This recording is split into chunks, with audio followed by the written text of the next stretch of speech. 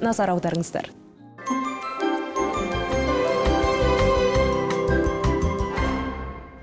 Көңіл толқыны бағдарламасының бүгінгі кейіпкері сәулетші дизайнер Елзат Мұқашев. Қайырлы күн. Қайырлы күн.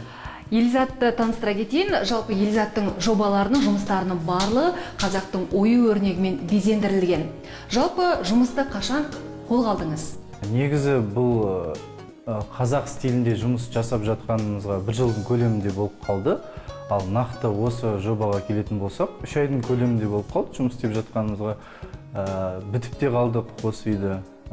Мысалы, мына элементке келетін болсақ, бұл қазақи ою өрнектен жасалған. Мысалы, мына ленталары осылай осы жерге қатырылып, түнгі уақытта жанып тұрады. Мысалы, мына есіктерге келетін болсақ, бұл есіктер жеке тапсырыспен жасалған. Бұл жерде қазақи нақышта ою өрнектерді кішкене абстракциялап, кішкене өзгертіп жасалған.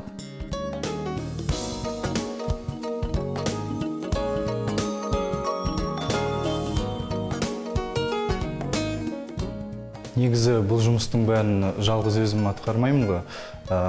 Бұл жұмысқа үлкен үлесін қосқан менің әріптесім Эльмира. Эльмира, қайырлы күн. Жалпы сіз қандай жұмыстарды атқарасыз? Негізінде өздеріңіз көріп тұрғандай бұл жобаны толықтай бітпестен бұрын біз эскизін дайындаймыз.